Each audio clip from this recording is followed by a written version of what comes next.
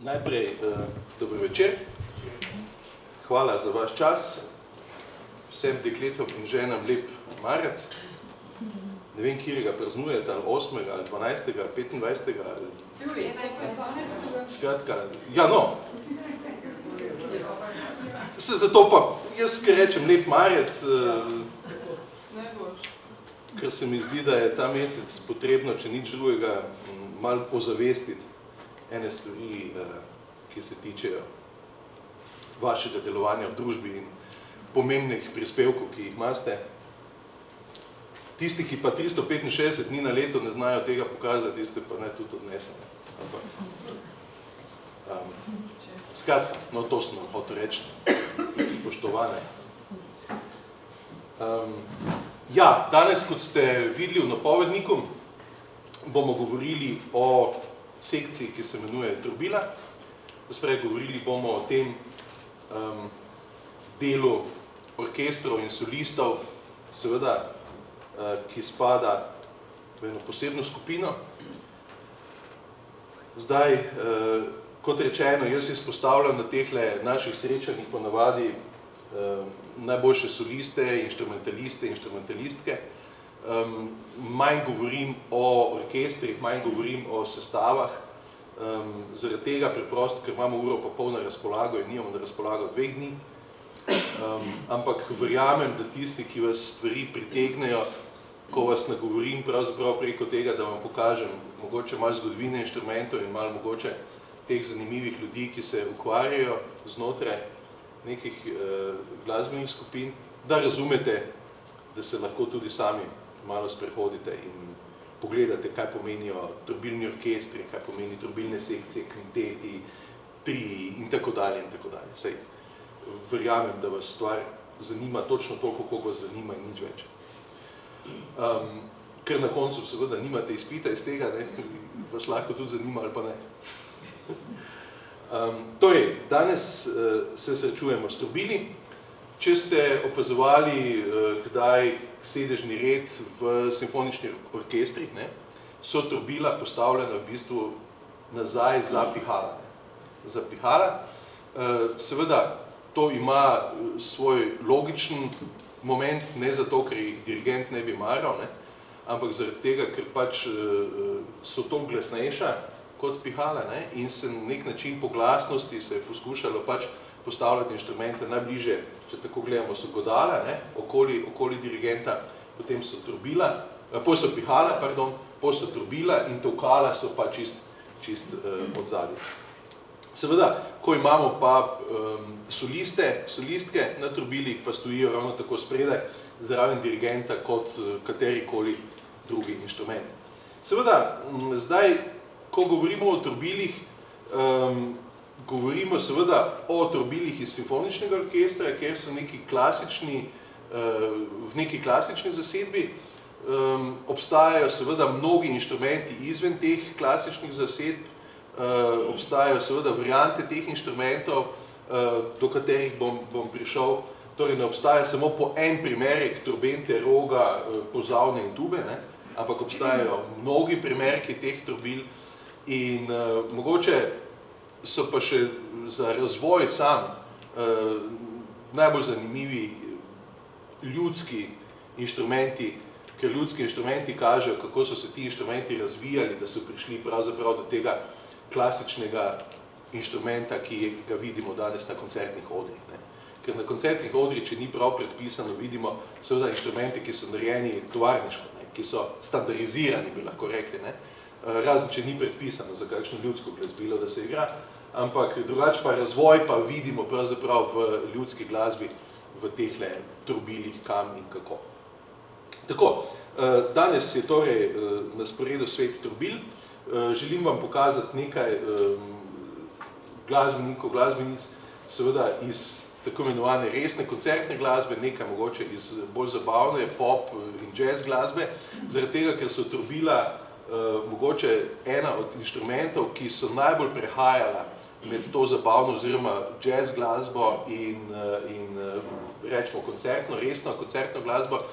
In tudi zdaj zgodovina sama, zgodovina igranja na ta glasbila kaže pravzaprav, da se je ta vzporeden način igranja razvijal dosti enakovredno, to se pravi ta klasični način igranja klasičnih trobil in zabavne glasbe, popularne glasbe, jazz glasbe na svoj način. Čeprav, kar je meni pomembno, da naglasim, mnogo klasično šolanih, akademsko klasično šolanih glasbenikov se ukvarja tudi z jazz glasbo, medtem ko samouki, ki pa hočejo prihajati iz popularne jazz glasbe, pa ne morejo priti na koncertne odre. To se pravi, tega prehoda ni, medtem ko obraten prehod pa je. In to je pač nek dokaz, seveda, da na koncu koncev je znanje, neka tehnika, neke načini šolanja tisto, ki vam da nek širok razpon nekega znanja, neke vednosti, da je možno eno in drugo igrati. Zdaj, včasih se pač glasbeniki odločamo ali pa odločajo, v katero glasbeno zvrst nas bolj potegne, kaj nam je bližje, kaj je tisto, vendar je pa znanje pravzaprav v obeh primerih v nekem ozadju vedno isto. Gospodje, danes si bomo ogledovali svet trobil. Pravim za začetek, da je svet trobil je svet cevastih glasbil, spravi, gre za cevasta glasbila, s katerimi proizvajamo zvok tako, da v njih trobimo. Če smo imeli zadnjič pihala, tiste samo pihamo in zvok nastaja pravzaprav preko ustnikov, preko drsnih jezičkov, preko neke mehanike. Medtem ko tukaj pa govorimo o posebni tehniki igranja, pri kateri s pihanjem zraka preko napetih ustnic povzročimo vibracije, ki se v glasbilu pretvorijo v zvok. To se pravi, ta zvok delamo z ustnicami. In to, kam trobentači seveda naslanjajo ustnice, naslonijo ustnice, so samo pravzaprav eni lijaki, da nastavijo, da napnejo ustnice in da pihajo v njih, zvok pa tvorijo pravzaprav z napetimi ustnicami. Če sem zadnjič govoril o pihalih, pa danes o trobilih, oboje je seveda inštrument, ki ga glasbeniki in glasbenice polagajo na usta. Moram reči, da je to tudi zelo naporno igranje, kakršenkoli problem, ki ga imajo recimo z zobmi, ali pa bodi si z ustnicami, bodi si pravzaprav s čeljustno anatomijo, lahko vodi v boljši ali slabši sploh razvoj. Lahko da igra nek otrok navdušen nad igranjem, igra 5, 6, 7 let, na kar mu zrastejo mogoče drugi zobje, dobi premik v zobovju in več ne more igrati. Ali pa je potrebna celo kakšna operacija, ali pa je treba kakšen zob izdreti, pa vstaviti recimo implantant noter, zato da se lahko igra. Mislim, vam povem, glasbeniki, ki se z usti ukvarjajo, kjer imajo glasbo pravzaprav tu not položeno, morajo zelo mnogo pravzaprav dati na celotno to strukturo ustnega aparata, celega, zobovja, ustnic kot takšnih in tako dalje. Zima kot takšna, recimo, da poči ustnica od mraza, nekdo ne more vaditi mesec, dva, mu lahko gre sezona igranja. Mislim, hočem reči, to so resne stvari. Jaz sicer nisem ne pihalc, ne trobentač, jaz sem bil pianist, in vam povem, jaz sem se bal si nokte rezati, zato, ker to lahko, mislim, resno, to so lahko mikropoškodbe, ki se ti potem uname in ne moreš igrati in ne moreš vaditi. Hočem reči, da glasbeniki trpimo na tem, da moramo izjemno paziti na svoje telo. Pihalci in trobilci pa poleg ustnic še na pljuča. Oni morajo imeti pljučno kapaciteto in seveda določene tehnike igranja, pihanja, izpihovanja in tako dalje. Nek astmatičen trobentač ne obstaja. Mislim, hočem reči, celotno telo pri glasbeniki mora biti en del inštrumenta. Ravno tako en del inštrumenta, kot sam inštrument, ki ga drži. In meni je žal, da se v splošnem gledanju na glasbenika ne gleda na ta način, kot recimo na športnike, ker se gleda sem, da pač odsmuča, pa odskače, pa od ne vem kaj še vse, res da odskače, pa odsmuča v tisti neki svoji fazi, ampak tudi športnik svoje telo pripravi na to, da najboljši rezultat dobi. Glasbenik seveda nima beneficiranega delovnega staža, ni zaposlen v Ministrstvu za obrambo, tako kot so športniki, nima sponzorjev, zaradi katerih smuča, mora opravljati svoje poslanstvo pravzaprav 40 let, ne tako kot športnik, ko je po 20 letih lahko v penziji. Hočem vam pokazati, obojni pa pravzaprav telo izpostavimo nekemu posebnemu tretmanu. In glasbeniki, pevci, recimo o pevcih smo že govorili, A veste, da se nekemu pevcu, ki je lahko na vrhuncu svoje slave, se recimo naredijo vozlički na glasilkah zaradi nekega bolezenskega pojava, zato ker je pač neka gripa in tako prišla mimo, ne samo, da mu gre lahko sezona, lahko mu gre kompletna karijera. Ne? In kaj lahko potem s kompletno kariero si obriše nekaj. Ne? O tem govorim, to je tako kot nek športnik, pade, si zlomi nogo, mu gre celotna karijera. Ampak on ima možnost sponzorstva, ne vem česa, še vse, da prodaja pol čaja pa smučke, pa ne vem kaj hoče. Ne? Vem, ko glasbenik ne more prodajati čaja pa smučke. Ne? Hočem pokazati samo, da so glasbeniki podvrženi ravno tako nekemu stresnemu in zelo natančnemu življenju zaradi telesa, s katerim upravljajo. Ker im je to telo, seveda tisti drugi del njihovega inštrumenta. Okay. Svet trobil, torej. Jaz sem zbral eno takšno slikco, naj vas ne moti, da so zadevce malo v angleščini napisane, ampak ker boljše nisem našel. Vzel sem trobento, sem zato, da vam približno razložim dele. Ker ti deli od trobila do trobila se zelo v veliki meri ne razlikujejo se po obliki bolj, ne pa po funkciji. Ne. Sem, da vam približno povem, zakaj gre. To spravi, gre za nek inštrument, ki je cevast. Ne. Če bi to cev raztegnili, bi imeli kar nekaj metrov dolge cevi. Zato pa so te cevi za rogove, trobente, pozavne in tako dalje, so na nek način zvite, zložene, zato imamo takšne ovinke pri glasbilu. Zdaj, tista trobila, ki imajo seveda tele knofe, ti knofi niso zato, da bi lahko tone igrali z njimi, ker imamo samo 3 knofe, pa ne igramo 3 tonov z njimi, so tukaj zato, da v razni kombinaciji, to so ventili, v razni kombinaciji, to spravi prvi, drugi, tretji, prvi in drugi, prvi in tretji, drugi in tretji, vsi odprti, vsi zaprti in tako dalje, dela glasbenik različne kombinacije dolžine cevi, zato ker pač tu noter je mehanizem, ki zapira pa odpira prehod, ali gre zrak po celi cevi, ali gre samo po kratki cevi in tako dalje. In s temi zapirani in odpirani ventilov seveda daljša in krajša celotno cev. To mu daje seveda možnost igranja tako imenovanih ali kvotnih ali višjih harmonskih tonov, s katerimi on z ustnicami seveda oblikuje osnovni ton, z ventili pa uravnava višino. Da ne kompliciram preveč. Imamo torej mnoga trobila, ki imajo ventile, eno trobilo, ki se mu reče pa trombon ali pozavna, po domače cuk pozavna se reče temu, ki ima cuk, ki ima potek, to je pozavna na potek, pa glasbenik s tem, ko potegne tisti del, podaljša cev ali jo pa pokrajša.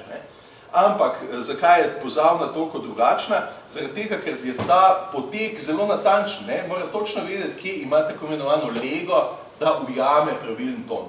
Skratka, toliko o tem, zakaj so ti ventili. Imate lahko 3 ventile, lahko imate 4 ventile, skratka, ni to pomembno, ampak da veste, zakaj so ti ventili tam. Spredaj, tukaj, kjer glasbenik igra, temu delu se reče ustnik, ki je taki lijak, različne velikosti, seveda trobente imajo ene rogovi, ene tuba ima večjega, skratka, ustnik različnih velikosti, ki se nastavi na inštrument in se ga sname, seveda.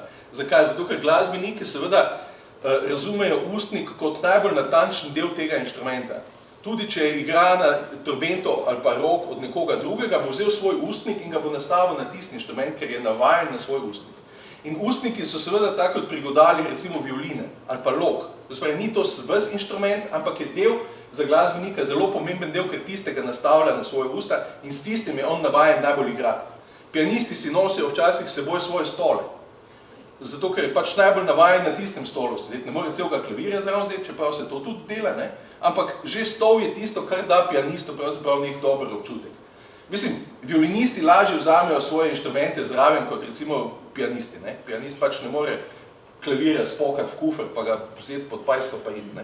Ampak vsaj nek del je tisti, na katerega so glasbeniki najbolj navajeni. No, potem so tele cevi, konec cevi, ki gre takole narazen, se imenuje odmevnik. Ti odmevniki so seveda večji, manjši, daljši, debelejši, kakorkoli.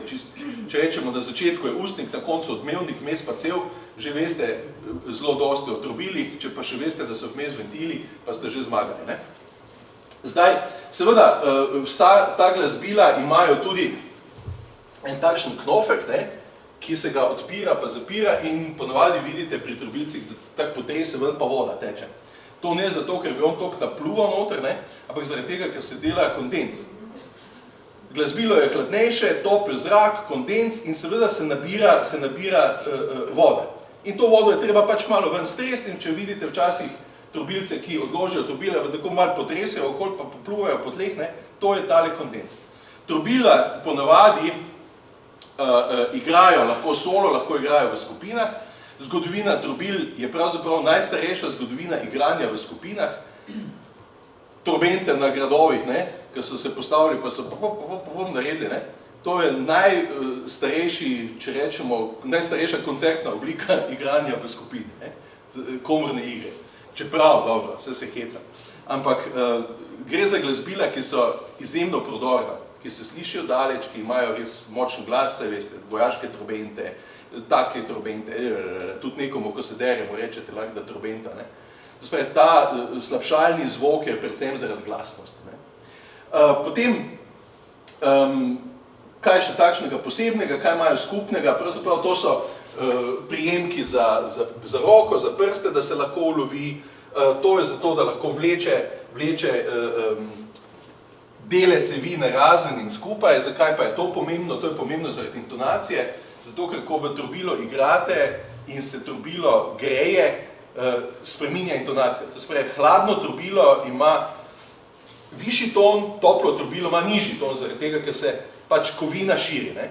In zato ponavadi trobilni orkestri, ki bojo igrali od zunaj, sploh po zimi, bojo zveneli fovš, da bo za bežati. Ampak to ne zato, ker ne bi bili uglašeni, ampak zaradi tega, ker so eni igrali že minuto, nekateri so čez minuto začeli igrati, pa imajo hladen inštrument. A veste, in to je problem. In pol mora znati, glasbenik seveda mora znati to intonacijo sproti malo prilagajati. In ko se pa segreje čez nekaj 15, 20, 30 sekund, mora pa seveda cel spet podaljšati, da je spet v intonaciji. Ne? Ampak to so spet te mini zadeve, glih toliko, da so fovš, ne? Ampak toliko, da imate en občutek, kaj so seveda trobila. Trobila so torej aerofoni, še vedno smo na področju aerofonov, tako kot so bila pihala. Aerofon pomeni fon, pomeni zvok, ne, ton, zvok, aero je pa zrak, kar pomeni, to so inštrumenti, ki s pomočjo zraka delamo ton. Ne. Njihovo osnovno družino sestavljajo seveda rog, trobenta, pozavna in tuba. To so ta veliki inštrumenti. Ne. Sicer pa prištevamo k tej družini tudi glasbila, kot so recimo piccolo trobenta, ne, tako imenovana Bachova trobenta, ne, C ali pa B trobenta, S trobenta, to so te majhne trobente, nekatere imajo tudi, če ste že videli, tako navzgor obrnen ustnik ali pa odmevnik, takole obrnen, ne. Piccole trobente so večinoma bile trobente za baročno glasbo, Händel, Bach in tam dalje, ne, to so bile ta male trobente. Recimo Aida trobenta je ena od takšnih malo večjih trobent, jazz pozavna je pozavna, ki ni samo na potek, ampak ima tudi ventile, kornet, krilni rog, se ga ovije okoli helikon, ki ga vidite, helikon je takšen prenosna zadevca, ne, ki se, predvsem te godbena pihala imajo helikone, ne, ki se ga obleče, pravzaprav, ko nekdo hodi, da ima takle, pa tu naprej gleda tistle odmevnik, ni navzgor kot tuba, ne, takle naprej. Pol imate recimo saksov rog, Wagnerjevo tubo, znamenito Wagnerjevo tubo, ki je ena manjša tuba, takle zvita, ampak je Wagner pravzaprav dal narediti po neki svoji ideji, ker to je tuba, ki je nekje med, nekateri jo uvrščajo med rog in pozavno, oziroma med rog in pozavno po zvoku, ne, ali pa med pozavno in tubo, tam vmes, ima nek topel, takšen žameten, prodoren zvok kot tuba, je pa malo bolj mehka kot pozavna ali pa kot rog. In ko vi slišite, recimo, Wagner je dal to tubo narediti za svojo tetralogijo, Nibelunški prsten. In ko to slišite, kak igrajo tam recimo 5-6 Wagnerjevih tub od zadaj, ki ima tale res wagnerijanski zvok orkester, ne?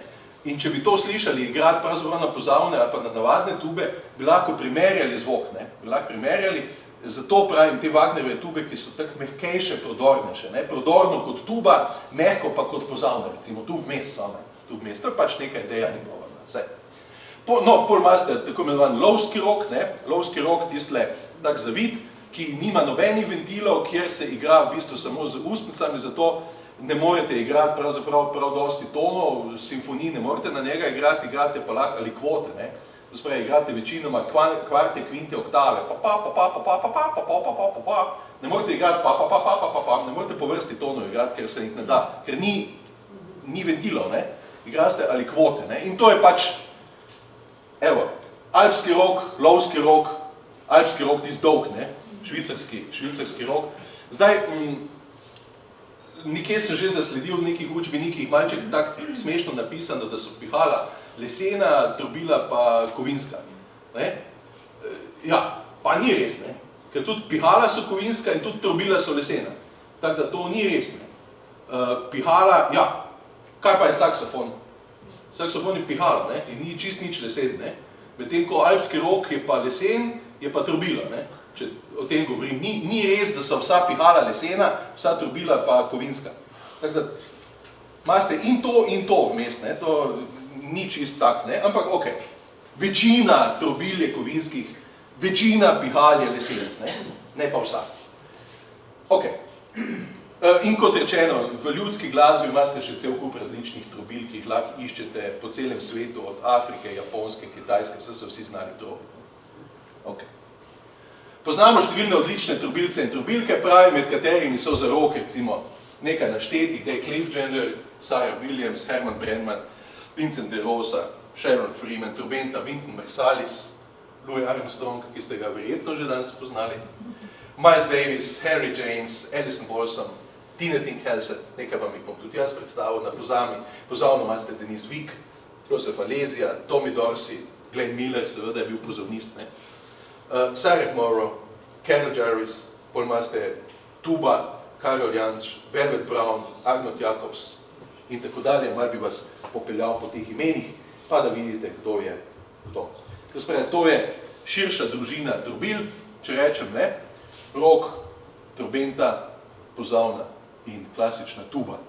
Zdaj, seveda, kot sem uvodoma rekel, imate znotraj ene družine teh inštrumentov, imate še seveda njihove različne kombinacije, imate, kot sem rekel, majhno trobento, piccolo trobento, večjo trobento, C trobento, B trobento, skratka, več rogov, imate, kot sem rekel, lovski rog, takšen rog, on rog, francoski rog. Pri pozavnah imate takšno pozavno z ventili, pri tubah imate, kot sem rekel, helikon, imate Wagnerjevo tubo, skratka, ni to samo eno, ampak to je najbolj prisotno v klasični zasedbi, če govorite o orkestru. Ok, začel bom pri rogu, to spravi Vincent de Rosa, leta 1920 bil rojen ameriški hornist, bil je seveda bolj kot, rečemo, solist na odrih, je bil studijski glasbenik, igral je največ za filmsko glasbeno industrijo Hollywooda, vse do leta 2008, ko se je upokojil, njegova karijera je trajala skoraj 70 let. 70 let je igral.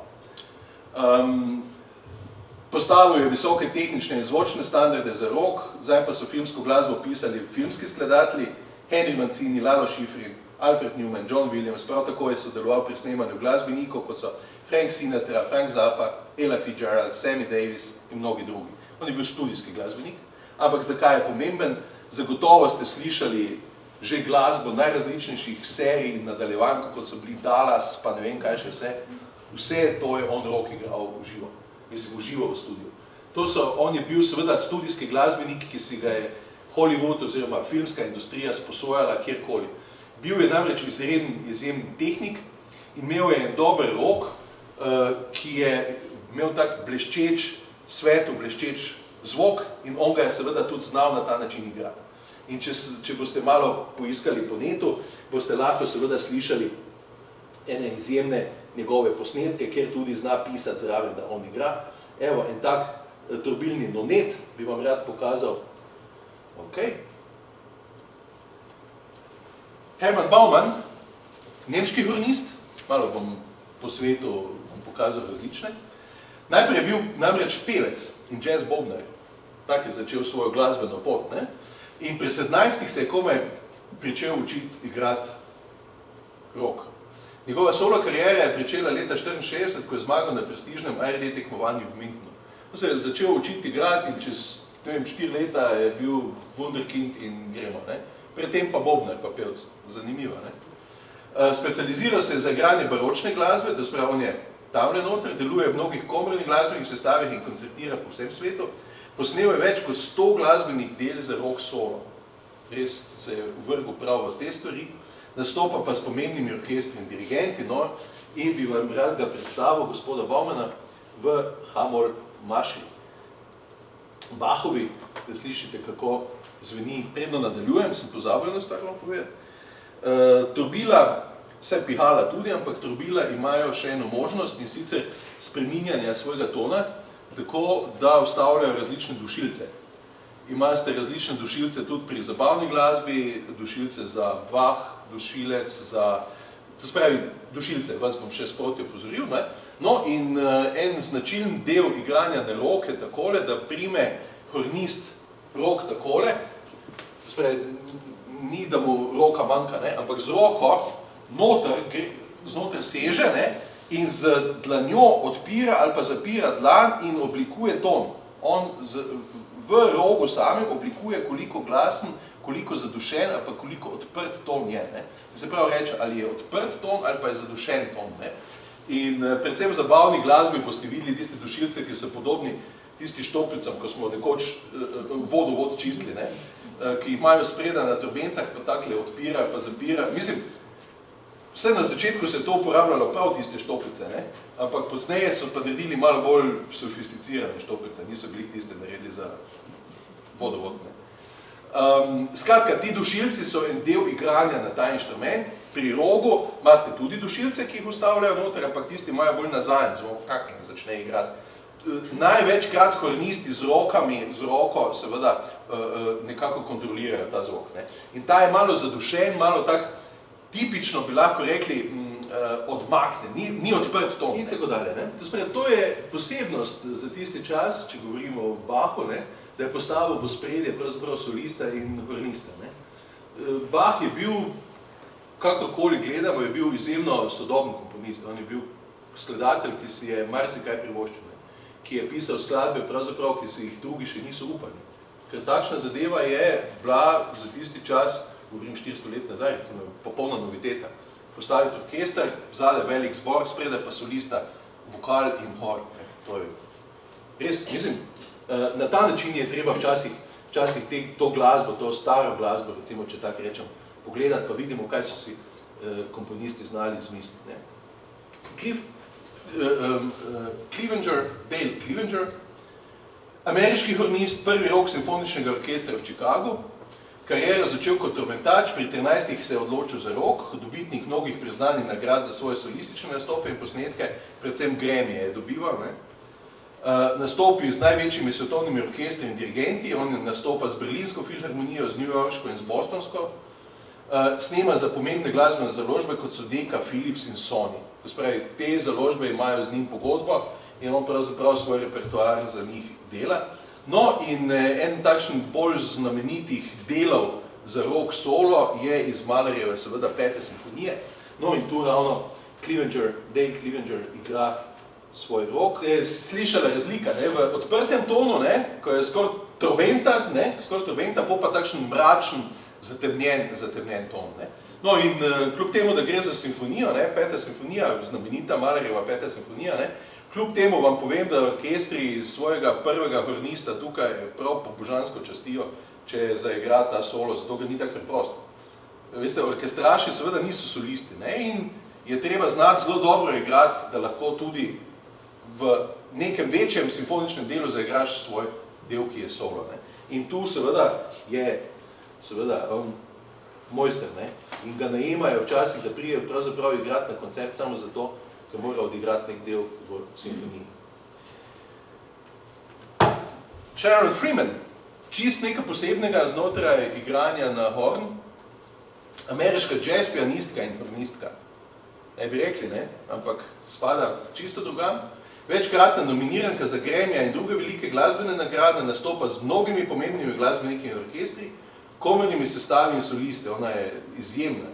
Njen repertoar sega predvsem v sodobno in jazz glasbo, ki je postavila izredno visoke standarde v igranju na rock. Evo, poglejmo, kaj Sharon Freeman zna. Ona je namreč za Monks's Mood, to, kar sem vam našel, je dobila nagrado Grammy. To je nagrada Grammy za ta nastop oziroma za te posnetke. Ok, in tako dalje, ne? To je tudi to, ampak mirno lahko rečemo, da ima izjemen ton, izjemen način, kot da bi pel človek. Ne? In odlična solistka, seveda, v jazz. Še Sarah Willis. Sarah Willis je francosko-britansko-avstralska hornistka, tudi sama se vedno heca, ne ve, noče reči, odkot je in kaj je, ne? Vedno reče, taki miks je. Ne? Članica je sicer članica Berlinske filharmonije in solistka na mnogih koncertnih odrih, živela je pa namreč v Tokiu, Parizu, Bostonu, Sydneyju, Moskvi in Londonu. Kar pomeni, da je, poleg tega, da je francosko-britansko-avstralska hornistka, vse pozor živela, sploh ne vemo, ne? Noče. Najbolj dejavna je seveda v spodbujanju mladih glasbenikov, za to glasbilo izvaja pa najrazličnejši repertoar.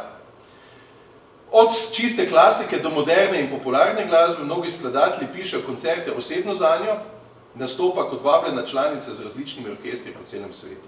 No in našel sem en tak luškan posnetek zbor hornov, ko zaigrajo en valček kar takle na cesti zunaj, so se zbrali zato, da pritegnejo publiko in da pokaže pravzaprav, kako rock, kako horn lahko zveni in kako je lahko seveda zanimiv. To je ona. V Avstraliji, namreč tukaj, in tam so se zmenili, evo. In tako dalje, ne? Tudi to je rock in seveda na ta način mlade privabi dosti krat, da se pravzaprav pridružijo in učijo igranja na rock. No, tu je imate sicer v Berlinski filharmoniji, če bi hoteli, ampak je bolj kratek posnetek z Berlinsko filharmonijo. Skratka, ona igra en in drug repertoar. Ok.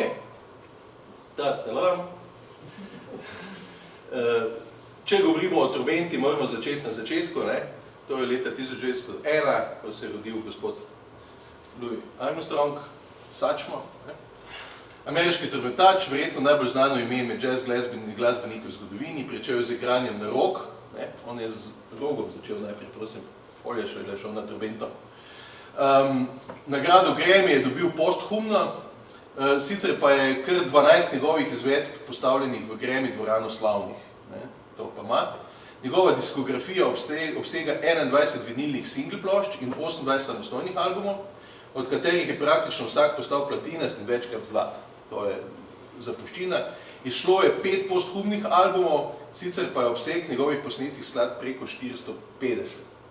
450 skladb je možak naredil, to pa je že klobuk dolje. To pa je že, a veste, če je vsak mesec samo eno, je to že dosti. Kot veste, on ni bil samo trobentač, ampak je bil tudi pevec je bil tudi, pevec je bil, ne. In kar je meni osebno pri njemu tako všeč, je on pel tako, ko je igral trobento, ne. In pravzaprav sploh ne veš, ali poje ali igra trobento s tistim svojim značilnim glasom. Našel sem posnetek, ki je nastal pravzaprav samo leto dni pred njegovo smrtjo. Da vidimo lahko, to spravi iz leta 70. Kaj je možak leto dni predno je umrl pokazal. To je bilo treba v cele poslušati, kak bi bil čudovit svet. Je igral še v kakšnem drugem filmu, razen v High Society? Ja, on je igral Hello Dolly, s svojim bandom je igral tam noter Barbara Streisand, pa on je nastopal ogromno z Ella Fitzgerald, tudi skupaj Porgy and Bess, opera oziroma tale. Ja, on je... Jaz se spomnim samo tega mnoga filma. Ja, on je bil kar precej eksploatiran, ker je bil tudi, mislim, strašno zanimiv. Res. No, naslednji tak trobentač je zagotovo Harry James. Harry James, umrl leta 1983, ameriški virtuoz, zvezdnik tedanjih koncertnih odrov, igral večinoma zabavno glasbo, jazz in swing, imel izredno tehniko igranja, odlikovali sta ga predvsem hitrost in občutek za glasbene sloge. On je strašno hitro igral trobento, on je fenomenalen bil, kar se tehnike tiče. S svojim načinom igranja je vplival na mnoge naslednje glasbenike, nastopal v filmih, revijah, televizijskih, radijskih oddajah in na koncertih. On je bil že taki entertainer, ne, taki filmski človek. Ne. Posnel je več kot 30 samostojnih studijskih albumov, 47 velikih plošč, mnoge albume je igral v živo, posnel več kot 200 single plošč, za zasedo pa 32. Zaseda pa 32. mesto med najbolj zaslužnimi izvajalci popularne glasbe na svetu. No, recimo, njegov koncert za trobento, evo, da vidite, da on ni igral samo teh stvari, ampak tudi takšnih. On je postal slaven za eno skladbo, ki se imenuje Hora Staccato. To je ena skladba, ki pravzaprav še danes predstavlja posnetki Hora Staccato, še danes predstavljajo pravzaprav višek igranja na trobento. Še danes. Toliko za občutek, kaj je bil Harry James, ne? A veste, to so pač mojstri, ki vsake toliko predstavljajo, kot bi rekli, ne vem, vrh dosežkov tehničnih. Naslednji je Miles Davis, tudi znan glasbenik, ameriški jazz glasbenik, trobentač, študiral na Juilliard School v New Yorku, postal kmalu član mnogih zased, dobitnik 23 velikih glasbenih nagrad, 8 Grammyjev, 6-krat zapisal dvorano slavnih, je v Hollywood Walk of Fame, nagrade založb Sony in Decca, nastopal v 8 filmih, diskografija 51 študijskih albumov, 36 koncertov v živo, 35 kompilacij, 27 videoalbumov, 57 singlov, 72-krat sodelovani 4 filmske albume kot soundtracka, mislim. Če pa vidite, pravzaprav ni ravno 100 let ratal star, ne? Je pa bil izjemno dejaven. Evo, eno takšno improvizacijo njegovo, da imamo občutek, kaj je bil Miles Davis. No, in tako dalje. Sem da dobite občutek, ne? To je vse vrhunsko igranje pravzaprav na trobento, ne? In Wynton Marsalis, rojen leta 61, tudi virtuos ameriški, skladatelj, učitelj mnogih generacij, promovira zabavno glasbo in tudi klasiko, brez slednje ni pravega znanja na trobento, pravi. Kot mladostnik je igral v mnogih različnih zasedbah, mnoge glasbene stile, je prejemnik številnih glasbenih priznanj, med drugim 4-krat Grammyja, gramofon, dobil je Pulitzerja. Njegova diskografija obsega do sedaj več kot 100 samostojnih albumov in projektov in preko 500 posnetih skladb in koncertov. Do sedaj je nastopal po vsem svetu, razen v Antarktiki, na Antarktiki pravi, da še ni igral, no? Prodal pa je več kot 7 milijonov primerkov svojih albumov. To je pa Wynton Marsalis. Evo, hočem vam pokazati, evo, najprej njegov baročni duet. No, in ta isti Wynton Marsalis, ne, za Norah Jones, pa izvaja takole za občutek. Ok? Evo še malo pogledati, kako gospe znajo to. To je pa Alison Balsom, izjemna solistka, angleška glasbenica, solistka na trobenti, aranžerka in glasbena producentka. Trobento je igral od svojega 3. leta starosti. Leta 13 dobila nagrado Gramofon, 3-krat nagrado Brit in 3 nemške nagrade Echo za vse svoje glasbene dosežke v nekaj letih. Igra z največjimi svetovnimi orkestri in dirigenti, v nekaj letih je posnela 13 samostojnih solo albumov. Snema za največje založbe, kot so EMI in Sony. Njen mož je angleški filmski režiser Sam Mendes. Ne vem, če poznate. Sam Mendes. Predtem je bil poročen za Kate Winslet. Če malo rumenega tiska berete. Ja, Kate Winslet poznate, ne? Ja. Sam Mendes je pa režiser, ki je naredil recimo filme, kot so Lepota po ameriško, oziroma American Beauty, kot zadnja 2 Bonda je on posnel, Skyfall je on posnel, to spravi, pa tega le. Kaj je že ta zadnji? No, ok, se sem spomnil. Skratka, britanski režiser in poročila ste se pa lansko leto januarja. Tak in tak malo rumenega tiska pod črto, ne? Jasno je seveda, da je pač ga prepričal. Jaz sem meni, da se čist razumem. Ja, dobro posluh. Ok, še mlajša generacija, da vam pokažem Tine Thing Hesed, ona je pa Norvežanka, letnik 87. Virtuozinja solistka na trobenti, specializirana za baročni klasični repertoar. Trobento pričela igrati pri 7 letih, članica Filharmonije v Oslu. kot solistka nastopa z največjimi orkestri, Berlinsko filharmonijo, New York, Dunajsko filharmonijo, dobitnica 10 mednarodnih nagrad in priznanj, Yamaha, Eurovizija, zmagala na Euroviziji, tej glasbeni Euroviziji, ne oni popevkarski, ne, tele. Posnela 6 samostojnih solo albumov za EMI Records Classics, ne, na leto pa ima več kot 50 koncertov in nastopov. To pomeni, če ima eno leto 52 tednov, ne, pomeni, da je en na teden, ne, včasih sta pa do 2. Ja, ampak ja. Poslušamo jo, kak izvaja ona recimo Piazzolla.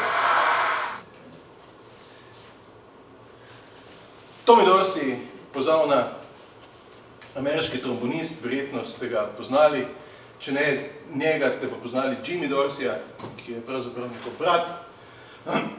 On in brat sta imela skupaj orkester, brat saksofonist, klarinetist, trobentač, sodeloval z mnogimi glasbeniki tedanjega časa, Billboardovi lestvici ima zapisanih 286 hitov.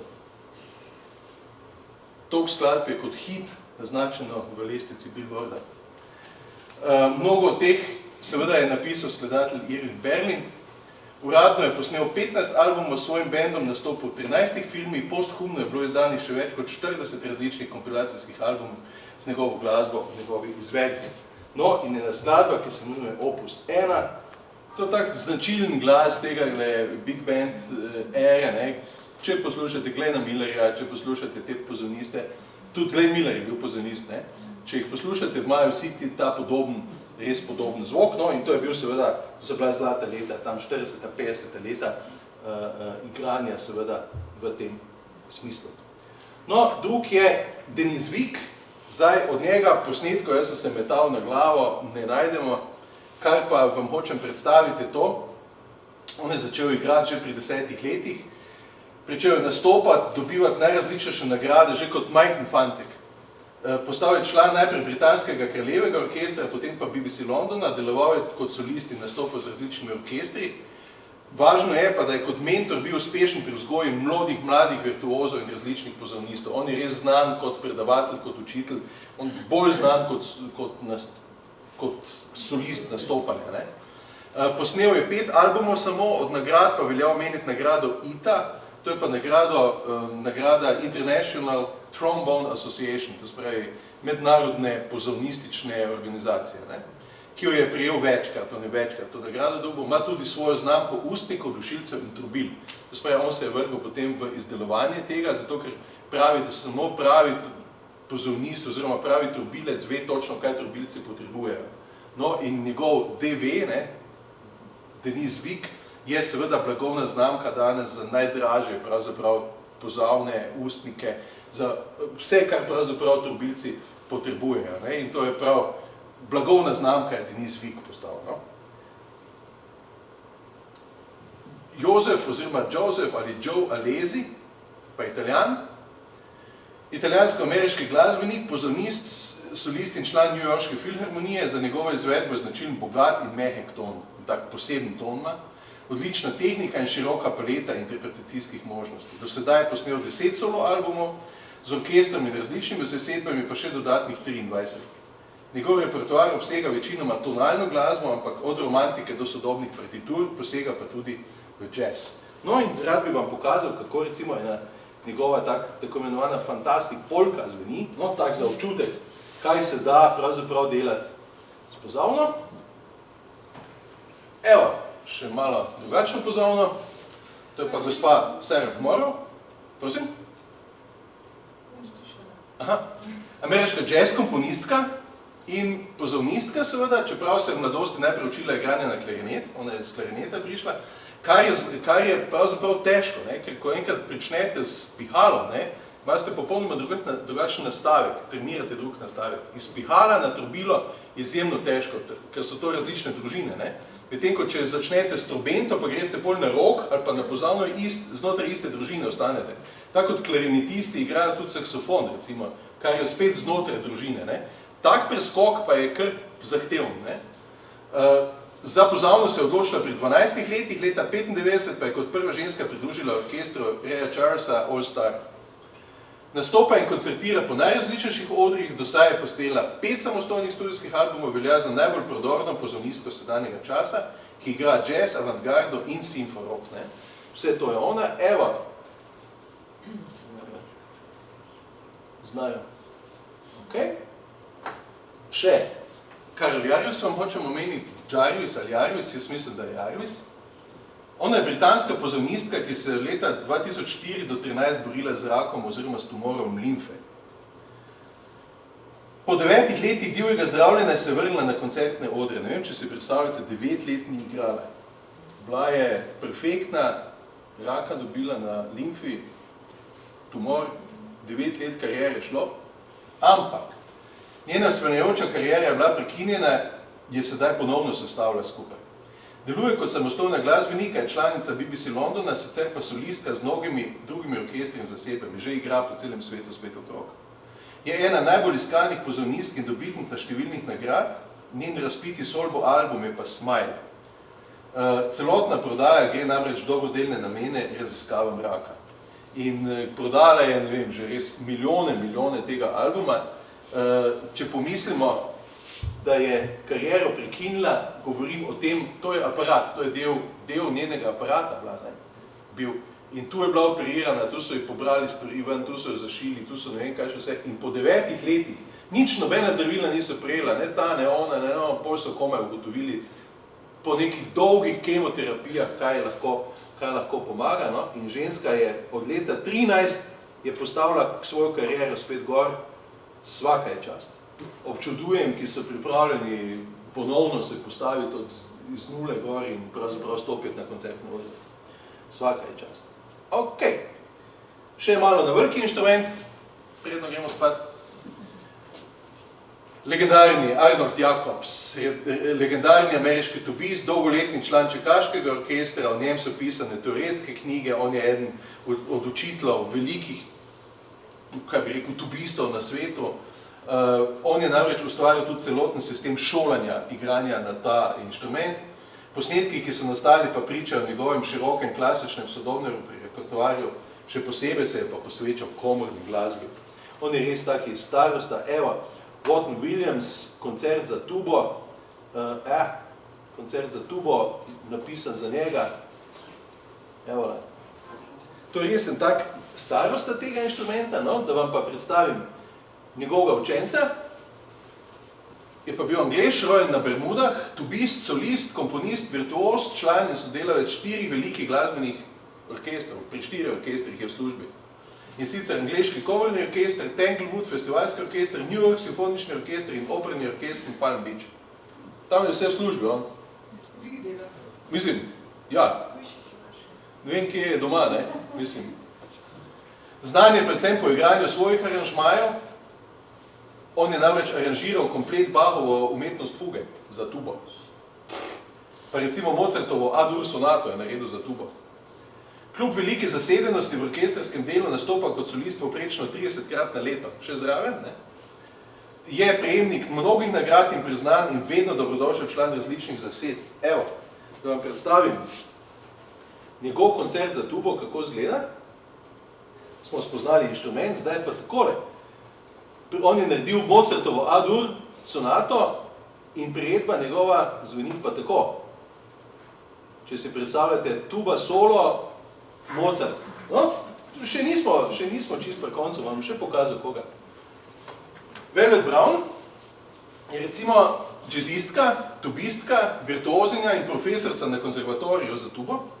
Nastopa kot članica simfoničnih orkestrov, redno nastopa na koncertih Italija, Švica, Avstrija, Nemčija, Finska, Francija, Anglija, Madžarska, v Sloveniji, Rusiji, na Japonskem, Kanadi in ZDA. Redno, to je redno, ne? Izredno pa še gre kam drugam. Naredila je 4 solo albume, 3 kompilacije, kot solistka nastopa z različnimi glasbenimi stili, od literature pa jazz do sodobnih skladb. Velvet Brown, punca z leta 72, evo, njen jazzy, ne bi imeli občutka, da se sam s tubo igra res tiste 4 tone od spoda nekaj, ne? Ok. Karl Janč, ena bolj iskanih tubistk, ameriška tubistka mlajše generacije, letnik 85, kot vidite. Najprej se je 6 leti učila klavir, pri 9 je začela igrati najprej eufoni, to je ena taka malo večja tuba, kmalu zatem pa tubo, ki je bila večja od nje. In obstajajo slike, jaz jih sicer nisem našel, potem obstajajo slike, kjer je punčka takšna, tuba velika, ne. Ampak je ona seže dogor, dajo dol na tla in piha v njo, ne. Leta 6 je diplomirala, naredila audicijo in pričela igrati v Newyorški filharmoniji. Bravo. Nato še v orkestru v Filadelfiji, hkrati je pričela svojo solo kariero, katera sledi še danes, je dobitnica 9 mednarodnih nagrad kot potomak Leonard Falcon Columbus in naredila več kot 50 odličnih glasbenih posnetkov, do zdaj že, ne. Njen Frosty bi vam rad pokazal. Opasano ima, ne? Opasano in jo, tukaj jo pravzaprav potem drži, ja, da lahko solistično nastopa, ne? Kot posebnost bi vam pa pokazal, kako se od Korzaka Čmrljev let igra na tubo. Da ne boste misli, da je tuba res samo za spodnje 4 tone. Evo, tubist, ki naredi Čmrljev let na tubo. Tuba. Kako? Pravno, da je cela jata Čmrljev. Cela jata je naredil, ja, prav popikali bi ga, ne? Evo, tak, da vidite malo te stvari, ne? Ok. Nekaj še slovenskih izvajalcev, da vas spomnim, rogisti, ne? Verjetno poznate kakšna imena, Jožef Falovt, Justin Felicijan, Dušan Godec, Neža Gruden, Boštjan Lipošek, Robert Petrič, Miha Lončar, Jože Kocijančič, Katja Pupis, Metod Tomac, Andrej Žgank. To so kar velika imena, Trobenta Stanko Arnolda, zagotovo poznate, ne? Tomaž Bukovc, Milan Feguš, Rok Godec, Matjaž Dobrovnik, Peter Firšt, Anton Grčar, predavatelj tudi na akademiji, ne? Peter Jevšnikar, Stanko Laž, Dominik Krajnčan, ne? Jazz pozornist oziroma dirigent tudi, ne? Janez Kopše, Franc Košir, Vili Petrič, Franc Košir, verjetno ste ga pokojni Franc Košir, ne? Vili Petrič, Dušan Remšak, Renato Ribič, Mojmir Sepe, verjetno ste slišali, to ime že kdaj, Peter Ugrin, verjetno slišali, ne? Janez Volk, pozavne, Vinko Globokar, tudi komponist slovenski, Josip Grgasovič, Domen Iraša, Lojze Krančan, Matej Krajter, Igor Podpečan, Jaka Pucihar, Špela Kukenberg, Branimir Slokar, Emil Spruk, to so imena, ki ste zagotovo srečali, Boris Šinigoj, Aleš Šnofl, Bogdan Bizjak, Zdravko Zopančič, precej tudi na Akademiji za glasbo učijo, ne? In tuba, Igor Krivokapič, Darko Roškar, Mariborsko gledališče, ne? Blaž Umek, Uroš Vegl, Janez Žnidaršič, Boris Gruden, Damjan Jureš, Uroš Košir, to so pa res spet takšni, ki jih srečujete bodi si po orkestri, bodi si jih na solističnih odrih, ne. Lepo vas vabim, seveda, zdaj pa res že v pomlad, ne, 19. aprila, kjer si bomo seveda po naši poti še ogledovali 2 zadeve, 3 zadeve še imamo, ne. Še 3 zadeve, tako da bomo nekako šli čez letošnje orkestre. Upam, da vam je bilo zanimivo malo spoznavati svet trobil. Hvala lepa za danes in se vidimo.